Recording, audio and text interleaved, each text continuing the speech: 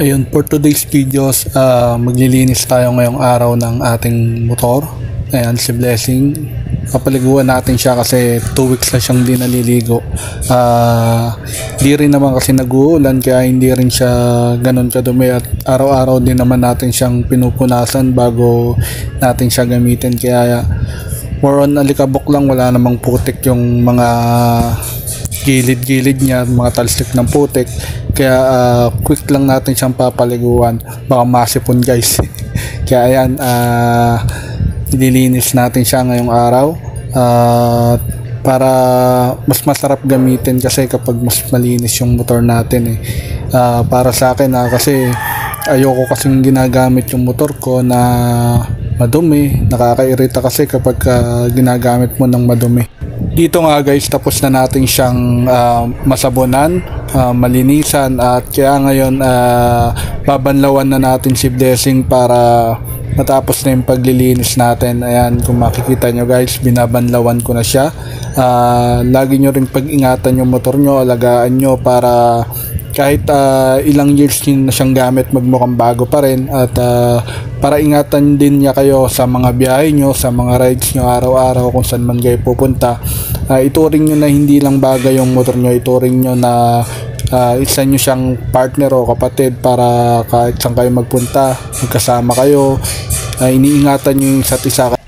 Huwag kayo tumulad guys sa iba na kung tawagin nila ay siga, yon sigamit lang. Kaya yung motor nila kahit bago pa, nagmumukhang luma na.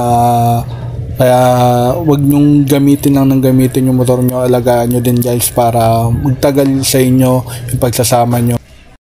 After nga natin guys mapatuyo si Blessing, mabanlawan, gagamitan natin siya ng Armor Wax. Ayan, pwede siya sa matte and glossy para kumintab naman siya ng kaunti para mas lalong magmukhang bago.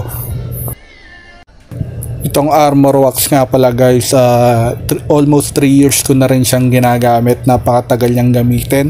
Halos isang taon ko siyang ginagamit kasi hindi rin naman ako madalas maglinis ng motor dahil nga itong Armor Wax tumatagal talaga sa motor mo. Punasan mo lang mga alikabok, ganun pa rin yung magiging kintab niya. Kapag basa naman parang dumudulas lang yung tubig, kaya punasan mo lang din. Wag lang talaga yung sobrang lakas ng ulan, mapapalinis ka kasi talaga kaagad nun.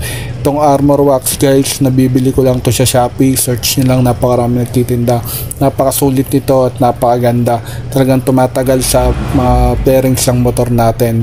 At after nga natin punasan si Blessing na Armor Wax, maglalagay din tayo ng langis sa ating kadena. Ilulubricant din natin siya, nilinis natin siya kanina. Itong kadena ko nga pala, mouse bracket to, galing to kay Pops Noel. Binili natin siya, mag 2 years na rin to guys, kaya napaka solid, napaka gandang gamitin. Ayan, binabrush pa nga natin yung oil para mas sumiksik pa sa kadena natin, malubricant pa siyang mabuti para iwas lagutok. Ayan guys, napakaganda ng kadena na to, solid na solid, napakalakas. Talagang kadenang big bike to guys, napakaganda. Message nyo lang si Pops Noel para makabili kayo sa kanya.